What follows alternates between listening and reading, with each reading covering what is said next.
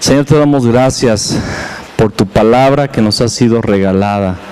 Tú hablaste, Señor, a través de hombres, Señor, que fueron inspirados por tu Espíritu Santo. Fueron escritas estas palabras, la guianza de tu Espíritu Santo sobre nosotros. En esta noche, permítenos ver, Señor, realmente lo que significa ser cristiano. Te lo pedimos en el nombre de Cristo Jesús. Amén y amén. Cristiano, ¿qué significa ser cristiano, mis amados? Porque en las naciones y nuestra nación se dice ser cristiana. ¿Sabían ustedes de eso? Nuestra nación se dice ser cristiana. Y en las encuestas que hay, en los estudios que se hacen de las religiones de cada país, nuestro México aparece como que es una nación cristiana porque es católica. Ahí se dice eso, ¿no? Pero ¿realmente será una nación cristiana? Al terminar este estudio nos daremos cuenta que nuestra nación en su mayoría no es cristiana. Nuestra nación en realidad solamente es religiosa, pero no cristiana. ¿Qué es ser cristiano? ¿Dónde aparece la palabra cristiano? La palabra cristiano solamente aparece 3 veces en la Biblia. Son pocas en realidad. Son pocas, pero vamos a ver en el contexto que aparecen. En Hechos capítulo 11, versículo 26, nos dice allí: y se congregaron allí todo un año con la iglesia. ¿Quiénes? ¿De quién está hablando? Está hablando de Pablo y de Bernabé. Y enseñaron a mucha gente y a los discípulos. ¿A quiénes? A los discípulos se les llamó cristianos por primera vez en Antioquía. Entonces, una característica de los cristianos era que eran ¿qué? Eran discípulos. Entonces, ¿de quién eran discípulos? De Cristo. Amén. Y por eso se les llamó cristianos, porque eran discípulos de Cristo. Hoy día, toda persona dice ser cristiana sin ser discípulo. Y entonces no son cristianos. Creen serlo, pero no lo son.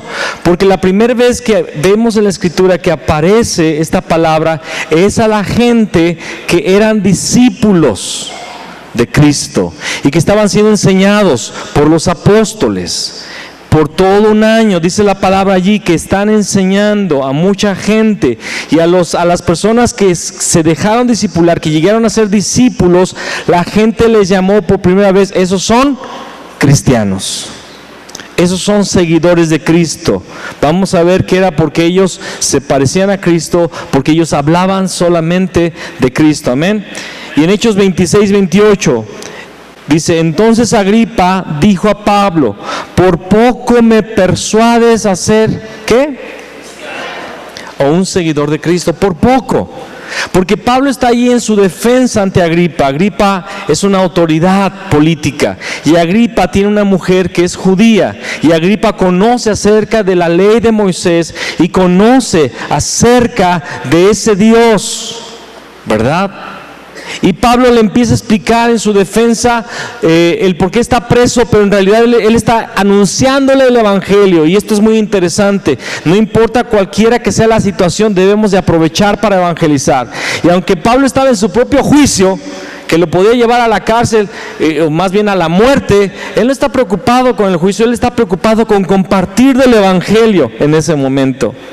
Y está tan fuerte su enseñanza, está tan fuerte su predicación. Era su defensa, pero en realidad lo usó para predicarle, que Agripa le dice: ¿por poco me persuades a ser cristiano, Pablo?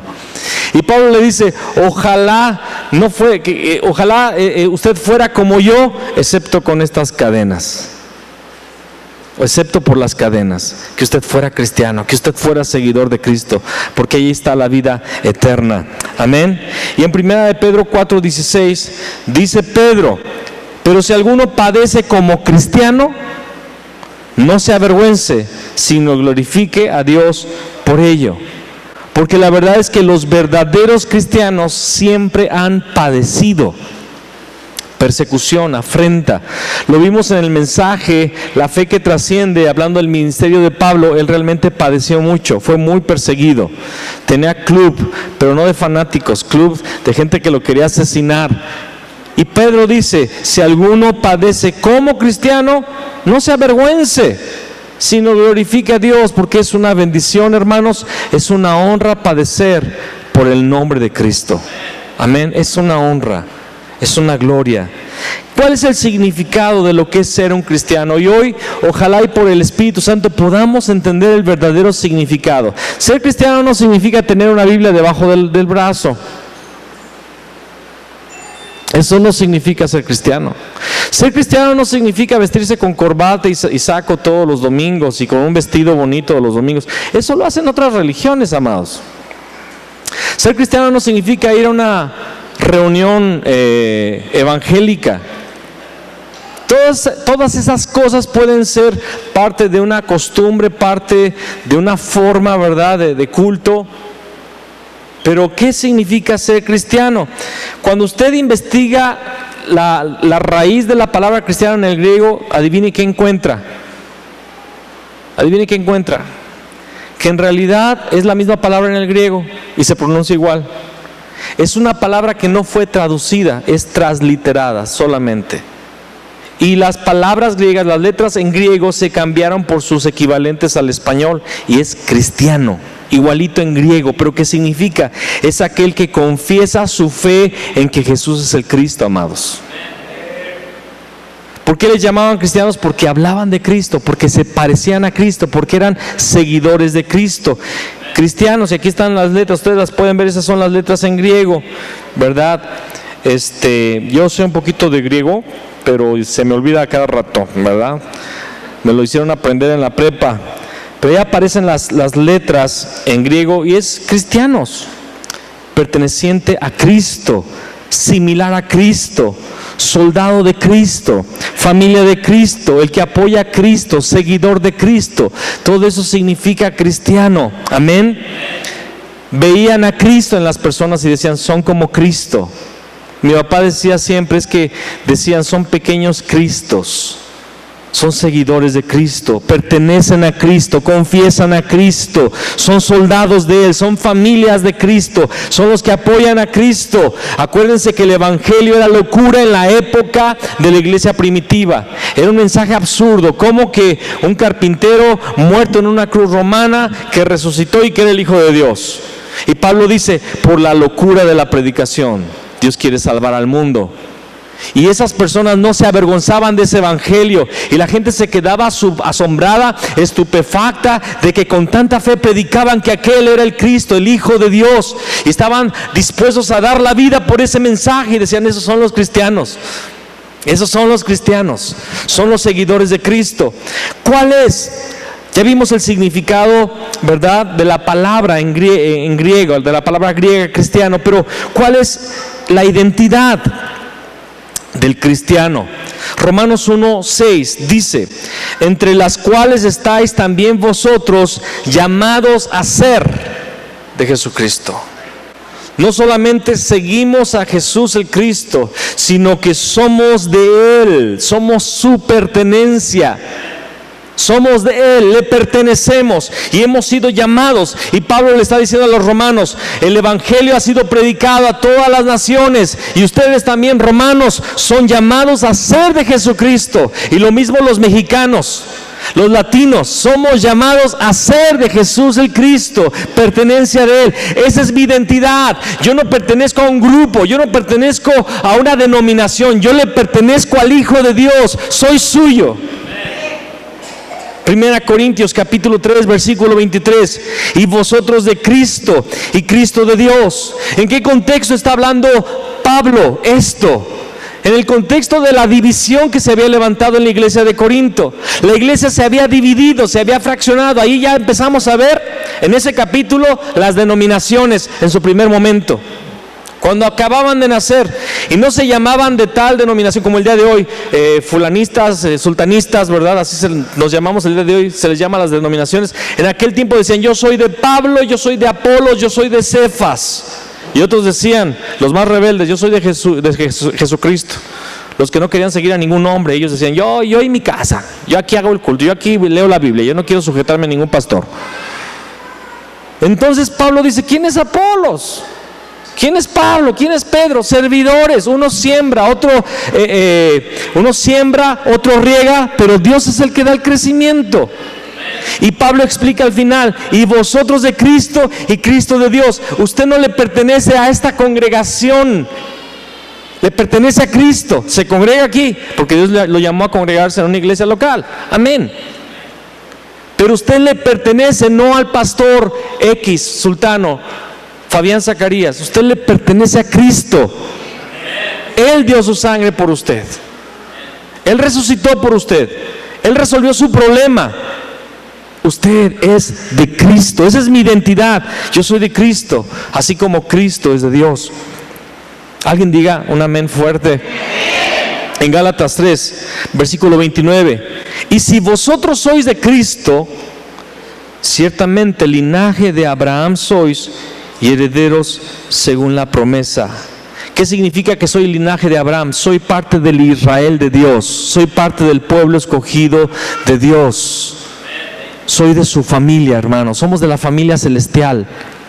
Somos de su familia. Y dice herederos según la promesa. Hay muchas cosas que el pueblo de Dios va a heredar. Entre ellas el reino, ¿verdad? Pero ¿sabe qué? Somos llamados a heredar, ¿sabe a quién? A Cristo mismo. A Cristo mismo. Esa es la mayor herencia, heredarlo a Él. Es lo más precioso. Cuando uno se casa con la esposa, literalmente esa promesa de que todo lo mío es tuyo y lo tuyo es tuyo, no, ¿verdad? Lo mío es tuyo y lo tuyo es mío. En Cristo sucede lo mismo. Yo soy de Él y Él es mío. Soy su linaje, soy su familia y estoy esperando una herencia incorruptible, inmarcesible, eterna, y es Él mismo. Soy de Él. Esa es mi identidad. Juan 17:16. Jesús orando, esta es la oración que hizo Jesús. No son del mundo, como tampoco yo soy del mundo. Ojalá y nosotros podamos, si usted realmente le ha entregado su vida al Señor Jesús, si realmente ha entendido que Él es el Cristo y entiende esto en su corazón, usted va a darse cuenta poco a poco que usted ya no le pertenece al mundo. No somos más de este mundo. Hace poco iba a hacer algo que es un hobby, que no tiene nada de malo, pero que no edifica para nada el reino, que no edifica para nada mi vida en sí. Solamente es pasar un tiempo haciendo eso. Pero llegó un momento en el cual dije, qué fastidio, voy a perder tiempo. Hay cosas más importantes, porque sabe, no estoy diciendo esto para, nadie me lo malinterprete, para tratar de mostrar algo, una espiritualidad, sino que llega el momento en el cual el Espíritu Santo te lleva a entender que ya nada en este mundo tiene valor. Más que la proclamación del Evangelio, ¿verdad? Establecer su reino, eso sí tiene valor. Pero ya no son del mundo, dice, no son del mundo como tampoco yo soy del mundo. ¿Jesucristo habrá tenido alguna cosita pequeña de identidad con este mundo? Así como Jesús no era del mundo, tampoco nosotros somos del mundo. Esa es mi identidad, soy del reino celestial.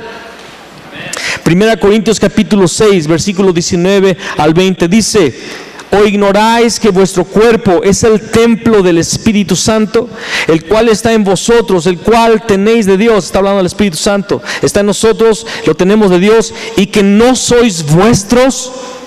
Órale, hermano, ya no te perteneces. Ya no tienes derecho sobre ti mismo o sobre ti misma. Tu cuerpo, tu tiempo, tus actividades, todo le pertenece a Él. Todo le pertenece a Él, porque habéis sido comprados por precio. Glorificad pues a Dios en vuestro cuerpo y en vuestro espíritu, los cuales son de Dios. Mi cuerpo le pertenece a Dios, mi espíritu es de Dios. Y aquí entra un tema que no lo voy a manejar mucho el día de hoy, pero cuida también tu cuerpo. No estoy hablando de la vanidad, estoy hablando de que también debes ser ordenado aún en todas las disciplinas que tienen que ver con el cuerpo, para que Él le sirva a Dios y para que sea un ejemplo, para correr con el Evangelio también. Yo el día de hoy, yo tengo cuidado con el cuerpo de no maltratarlo, porque si lo cuido va a durar más y va a ser para el Evangelio. Y va a hacerlo para hacerlo con fuerza, no para dar lástima, ¿no? Quiero predicarles de Cristo, hermano. Ay, espérense un poquito, bichochos. No. Hay algunos pastores que han muerto a temprana edad porque descuidaron su cuerpo. Y es templo del Espíritu Santo. Y no solamente estamos hablando de actividades físicas, sino también dice la palabra que el cuerpo es de Dios, no lo uses para el pecado. Tu cuerpo le pertenece al Señor, no lo uses para el pecado. No lo uses para el pecado, úsalo para el Señor. Y tu espíritu, fuiste comprado por sangre, un precio muy alto, muy precioso. Tu espíritu debe de estar siempre siendo alimentado y nutrido por el Espíritu Santo para las cosas del reino. Amén. Esa es la identidad del cristiano. Su cuerpo es templo del Espíritu Santo. Amén. Nadie diga, voy a comer mucho, hermano, para que sea catedral del Espíritu Santo. No. Solo templo. Amén. Colosenses 3, versículo 9 y 10. No mintáis los unos a los otros. Ay, la mentira es pecado, hermano. Sí. Y aunque sea una mentirita blanca, no existen las blancas. No mintáis los unos a los otros, habiéndoos despojado del viejo hombre con sus hechos y revestido del nuevo, el cual conforme a la imagen del que lo creó se va renovando hasta el conocimiento pleno. Un verdadero cristiano se despoja del viejo hombre, se despoja de la vieja naturaleza y busca aún ni mentir. Amén, amados. No, es que antes yo sí pecaba bien fuerte, hermano. Ahorita nada más mi problema es la mentira. No, ni la mentira. Despójate del viejo hombre y ahora vístete del nuevo y renuévate hasta el pleno ¿qué? Conocimiento. ¿De quién? De Cristo. La identidad del verdadero cristiano es alguien que se está renovando, conociendo a Cristo. Lo hablaba hace un momento con un hermano de la congregación, es que tienes que diariamente buscar conocer más plenamente a Cristo, conocer más plenamente el Evangelio, porque cuanto más lo conocemos, más somos como Él, más nos renovamos y más como Él nos vamos pareciendo, al punto que la gente dice, ese es un cristiano, se parece a Cristo. ¿Sabe por qué muchas personas no quieren ser cristianos? Porque piensan que ser cristiano es ser como algunos falsos cristianos son. Y dicen, no, yo no quiero ser hipócrita, yo no quiero ser fariseo, religioso, legalista, santurrón. Porque hay algunos que son falsos cristianos y que manifiestan un falso cristianismo. Pero aquel que se despoja del viejo hombre y se reviste de Cristo todos los días y que está creciendo en el pleno conocimiento de Él, la gente dice, ese es cristiano. Ese es un verdadero cristiano. Esa es la identidad.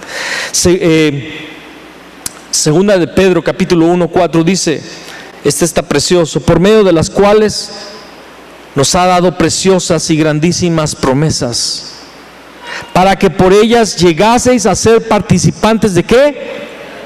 De la naturaleza divina, habiendo huido de la corrupción que hay en el mundo a causa de la concupiscencia. ¿Cuál es la identidad del cristiano? Huye de la corrupción del mundo y está siendo transformado en la naturaleza de Dios.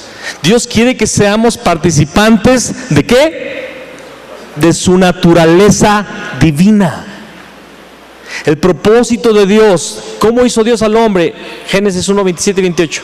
A su imagen y a su semejanza. Dios quiere que seamos como Él. Y así es el cristiano. El cristiano llega a ser como Él. Después de 23 años de casados, vamos a cumplir 23. La verdad es que cada día yo me parezco más a mi esposa y mi esposa se parece más a mí. Antes de casarnos éramos dos personas totalmente opuestas, pero después de tanto tiempo casados, uno se va pareciendo al cónyuge. Y es lo mismo con Cristo, es lo mismo con el Señor. ¿No pasa que conoces a una persona y empiezas a adquirir su lenguaje? Empiezas a aprender sus modismos y te empiezan a gustar. Si es muy amigo, te empiezan a gustar cosas que a él le gustan o que a ella le gustan. Él quiere que lleguemos a ser participantes de su naturaleza divina. Por caminar con Cristo llegamos a ser verdaderos cristianos. Colosenses 3:3, porque habéis muerto y vuestra vida está escondida con Cristo en Dios. ¿Qué le pasa a un muerto? Un muerto no se puede mover y no puede hacer nada porque murió. Se acabó esa vida. Y ahora nosotros hemos muerto, pero al pecado. Ya no nos podemos mover hacia el pecado porque ya morimos al pecado. Y ahora la verdadera vida está escondida con Cristo. El que camina aquí es Cristo porque estoy escondido en Él. Y entonces la gente tiene que ver a Cristo. Si realmente he nacido de nuevo, si realmente he creído en Él, la gente tiene que ver a Cristo caminando en mí, porque mi vida está escondida con Cristo en Dios. Amén. Primera de Juan 4:15: todo aquel que confiese que Jesús es el Hijo de Dios, Dios permanece en Él y Él en Dios. La identidad del cristiano son personas que permanecen en Dios constantemente, permanecen en Él.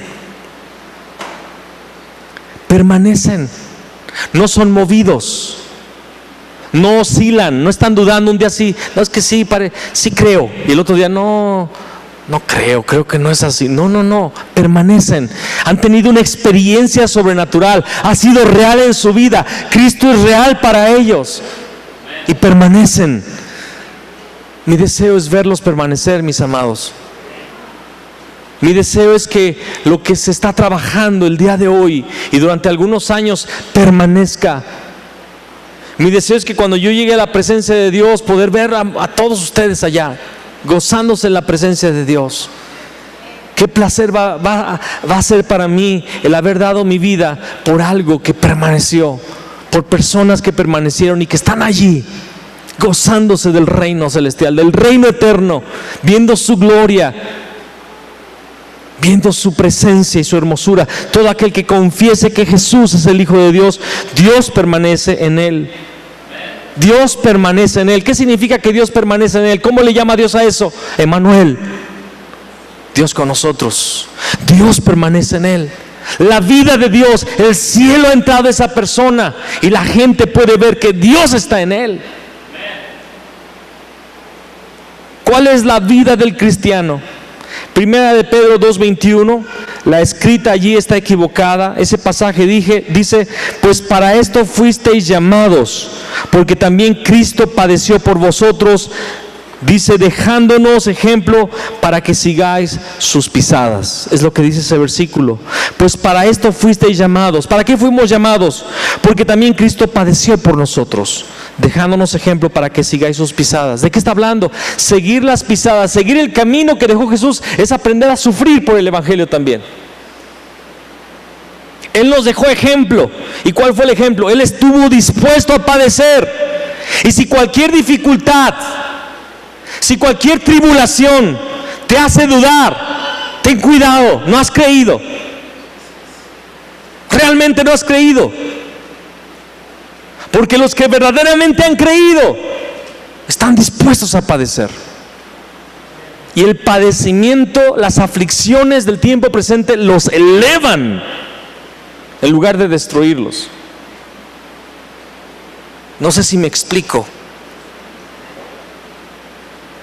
Se dice que las águilas son las que buscan cada vez más los vientos más contrarios porque son las que las elevan más. Esos vientos son los que más los elevan sin esforzarse. Un hermano que vuela aviones, él nos decía que literalmente una tormenta de viento en los cielos, por eso los aviones buscan no entrar en ciertas corrientes de aire, y tienen, no sé si usted lo sepa, pero tienen ciertas líneas de viaje. A veces yo digo, ¿por qué se fue así el avión? Es que ellos saben las líneas por donde los vientos no son contrarios. Pero literalmente él dice que una vez viajó en una avioneta y no podía bajar porque la turbulencia lo elevaba a miles de kilómetros arriba. O sea, el viento te levanta. Y así es con la vida del creyente. Las tribulaciones te elevan. Cristo nos dejó ejemplo para que sigamos sus pisadas. Yo no sé qué tribulación o estás enfrentando o vas a enfrentar, pero ¿sabes qué? Te vas a parecer más a Cristo si confías en Él. Esa es nuestra vida como cristianos. Gálatas 3:11, y que por la ley ninguno se justifica para con Dios, es evidente, porque el justo, ¿por qué? Pero ¿de qué habla la fe? No es la fe de que yo creo que va a pasar esto y va a pasar. No, la fe en Cristo, que Él ya lo resolvió todo. El justo por la fe vivirá. Vivimos por fe, no por vista. Vivimos por lo que creemos que Él hizo. Yo sí creo que Él resolvió el problema y que los problemitas ya no son problema. Yo lo creo. Y el Señor me ha de dar fuerzas para enfrentar cuando vengan las dificultades, y con fe, con alegría. Amén.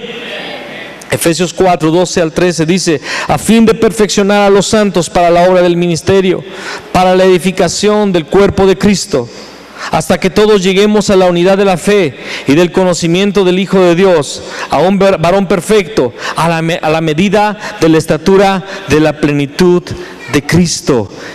Esta es nuestra vida también, llegar a ser parte del cuerpo, amados. Ahí lo dice claramente, son dos cosas: ser parte del cuerpo y llegar a la plenitud, a la estatura de la plenitud de Cristo, a la unidad de la fe. ¿Por qué es importante decir que necesitamos ser un cuerpo en Cristo? Si tú no llegas a tener una vida con la iglesia, quiero decirte también esto: es dudoso que hayas creído realmente en el Señor. Pero es que no es fácil, hermano. Es que pura herida, pura gente que te falla, puras personas que te decepcionan. Es el cuerpo de Cristo. Y Dios quiere que aprendamos a ser un cuerpo, que aprendamos a caminar juntos y que aprendamos a tratar los asuntos de la carne, del carácter, o más bien del temperamento, porque carácter es cómo reaccionas en la dificultad y temperamento es otra cosa. Aprender a lidiar con los temperamentos y a saber humillarnos y a saber a pedir perdón y conciliar las cosas y en amor edificarnos. El versículo anterior habla de que Dios dejó pastores, apóstoles, profetas, evangelistas, pastores y maestros a fin de edificar al cuerpo de Cristo, perfeccionar a los santos para la obra del ministerio, para la edificación del cuerpo de Cristo. Yo estoy aquí para edificar al cuerpo. Y deben de ser uno, hermanos, debemos ser unos en la iglesia.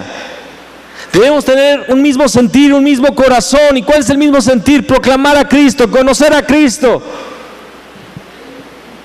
predicar de Jesús el Cristo. Y eso nos va a llevar, esa unidad, ese amor, esa caminata juntos y tolerándonos y amándonos a una estatura.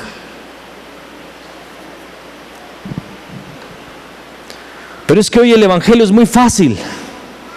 Y es que en realidad hoy se predica un falso evangelio, muy cómodo.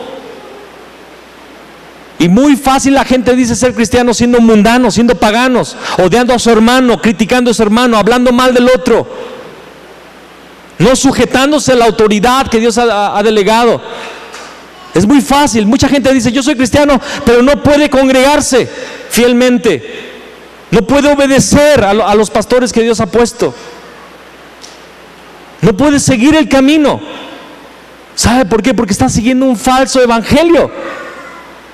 Pero en aquellos tiempos, cuenta la historia secular, que los metían en el Coliseo romano y morían abrazados orando mientras los animales los devoraban.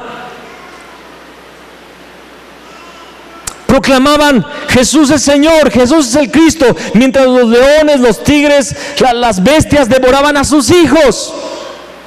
Y en el Coliseo todos se burlaban. Y ahí sí tenían unidad. Ahí no había de que: ay, hermano, antes de que me echen a los leones, quiero decirte que estoy ofendido un poco porque no me saludaste el domingo. No había nada de eso.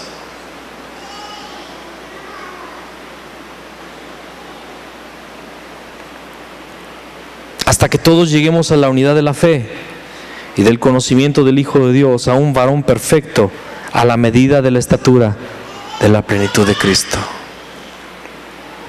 Romanos 14:8 dice: pues si vivimos, ¿para quién vivimos, amados? Pues si vivimos, para el Señor vivimos. Y si morimos, para Él morimos. O sea, no te preocupes. Así pues, sea que vivamos o que muramos, del Señor somos. Significa que el problema ya no es problema. Si vivo, gloria a Dios. Si muero, pues gloria a Dios, ya me voy con Él. Pero si te fijas que nada más hay una, es para Él, lo que haga. Esta es la vida del cristiano. 2 Corintios 5:15, y por todos murió, para que los que viven ya no vivan para sí, sino para aquel que murió y resucitó por ellos. Te hago una pregunta una vez más: ¿vives para Cristo? ¿Vives para Cristo? Analízate. Como dice la palabra, ve si estás en la fe. ¿Vives para Él? ¿Piensas en Él? Te sorprendes a ti mismo pensando ¿en qué estoy pensando? Estoy pensando en Él.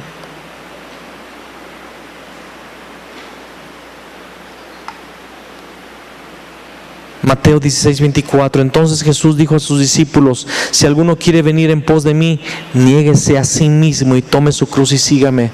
La cruz era el propósito en la vida de Jesús. Llegar a la cruz para resolver el problema del hombre. Era su propósito, era su destino y era la forma que iba a obedecer a Dios. Recuerda, Él murió porque nos amó, pero sobre todo porque amaba al Padre. Recuerda eso. Primero, Jesús fue a la cruz primero porque amaba al Padre. Y en segundo lugar, porque nos amaba a nosotros mismos. Porque si no hubiera sido por el amor al Padre, Él tal vez no hubiera subido a la cruz. Porque Él dijo: Señor, si es posible, pasa de mí esta copa. Pero en realidad, sí, no estoy diciendo que no nos amó, pero Él amaba al Padre.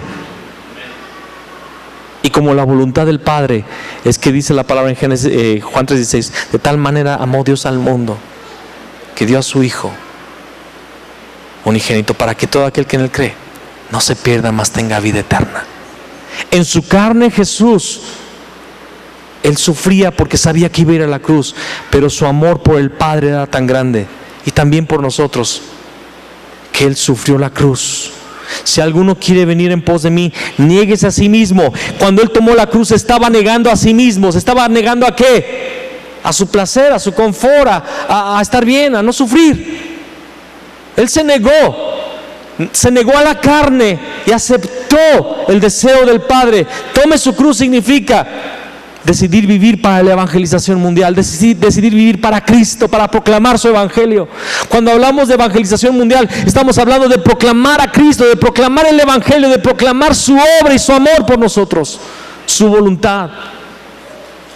Eso es la vida del cristiano. Te pregunto una vez más: ¿te estás negando a ti mismo?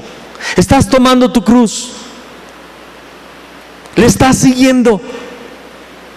¿Le estamos siguiendo? Romanos 12, del 1 al 2. Así que, hermanos, os ruego por las misericordias de Dios, que presentéis vuestros cuerpos en sacrificio vivo, santo, agradable a Dios, que es vuestro culto racional. No os conforméis a este siglo, sino transformaos por medio de la renovación de vuestro entendimiento, para que comprobéis cuál sea la buena voluntad de Dios, agradable y perfecta. Hay mucho que puedo decir de este versículo. Yo he predicado con este versículo 1 hora y media. De veras, estos dos versículos a mí siempre me han tocado mucho. Romanos 12, 1 y 2. Y lo quiero hablar. Así que, hermanos, os ruego por las misericordias, por lo que Él ha hecho, las misericordias de Dios, por lo que hizo Cristo en la cruz, por ese amor. O sea, ve la cruz y date cuenta de esa misericordia, y te ruego por lo que hizo Él en la cruz, que presentes tu cuerpo, sus cuerpos, los presentemos en sacrificio vivo. O sea, que vivamos para Dios y que ofrezcamos un sacrificio vivo. O sea, vivimos, pero somos un sacrificio de amor. No vivimos como el mundo. Deja de vivir como el mundo. Deja de pensar como el mundo. De eso habla estos versículos. Deja de pensar como el mundo. Deja de vivir para lo que el mundo vive. Que tu cuerpo, que presentes a Dios tu cuerpo como un sacrificio vivo. Aún muchas veces el Espíritu Santo te quiere llevar a abstenerte de cosas que a la lógica no son malas, pero acuérdate, dice la palabra, el que sabe hacer lo bueno y no lo hace es pecado. Y hay veces que el Espíritu Santo quiere que ayunes, Hay veces que el Espíritu Santo quiere que dejes de pasar ese tiempo en ese hobby y hagas cosas que el Espíritu te quiere guiar a hacer.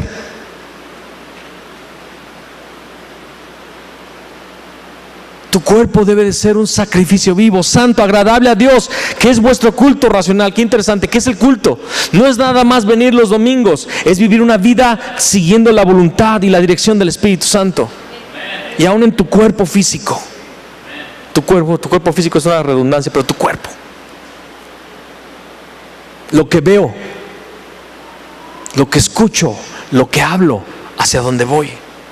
No os conforméis a este siglo, no te amoldes, no te hagas a la forma, al pensamiento de este siglo.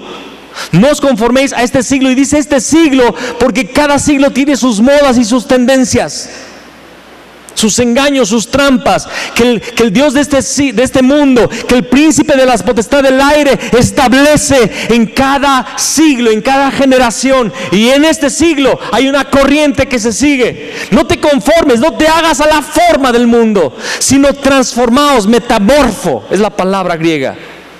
Metamorfo, que hay una transformación. Sino transformados por medio de ¿qué? ¿Cómo nos transformamos? Por medio de la renovación. ¿Qué es renovación? Estarle metiendo información del cielo a la mente. No te conformes a lo que escuchaste de la palabra hace una semana o el domingo anterior. Si fue bueno, pero hay una información, hay una revelación diaria del Espíritu Santo a tu vida que te va a transformar, que te va a cambiar.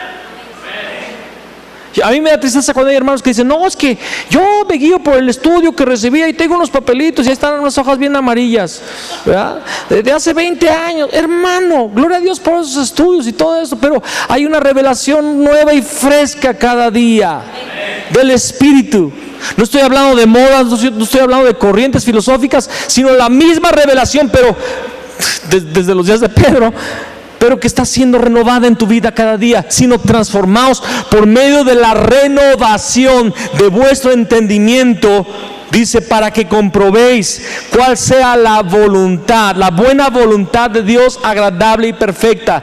La voluntad de Dios es buena, la buena voluntad de Dios es agradable. O sea, Dios no te va a hacer vivir una vida que sea desagradable. Es una vida agradable, pero en el Espíritu. La verdad es que hoy estamos viviendo una aventura bien chida. Mi esposa y yo, y mi familia, y junto con la familia cristiana, está haciendo algo genial. Es buena, es agradable, es perfecta. No hay sueño mejor que el que Dios tiene para tu vida. Tus sueños no se comparan con los sueños de Dios. Tus sueños te pueden llevar al fracaso, a la decepción, a la tristeza. Muchos corren creyendo que van a llegar al final del arco iris y nunca llegan a nada, solo viven corriendo. Pero cuando logramos entender el corazón de Dios, porque la renovación de nuestro entendimiento es cada día conocer más el corazón de Dios, la voluntad de Dios, los planes de Dios, nos vamos renovando, nos vamos transformando. Y en realidad cumplimos el propósito para el cual fuimos creados. El profeta dice: mientras callé se envejecieron mis huesos. El rey David, profeta también. El profeta Jeremías dice: yo quise callar pero no pude. Pablo dijo: aunque me quisiera callar, me es impuesta necesidad. La vida en Cristo, ser cristiano, es vivir una vida celestial. No me conformo al mundo, sino que cada día el Espíritu Santo me está metiendo los pensamientos del cielo, los sueños del cielo, la voluntad del cielo. Y cuando yo camino, hermanos, de veras esto pasa. Esto está sucediendo. Yo veo mi vida y veo el mundo de diferente vista, de diferente perspectiva. Realmente hoy estamos caminando pensando: yo tengo que salvar al mundo, yo tengo el evangelio, yo tengo la solución. Es Cristo.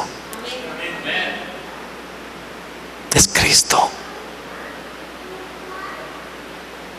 que dar la vida por el Evangelio. Y un día la gente va a darse cuenta que lo que tú eres, eso sí es ser cristiano. Eso es ser cristiano. Esos sí son cristianos. Hablan diferente, viven diferente, huelen diferente. Dice la palabra que somos el perfume de Cristo. Entre los que se salvan, perfume para vida, y entre los que se pierden, perfume para muerte. El aroma del cielo en la tierra, un sacrificio vivo. El diablo tiene miedo de esos cristianos. Eso es ser cristiano. Ponte de pie, vamos a orar. Cierra tus ojos y vamos a orar.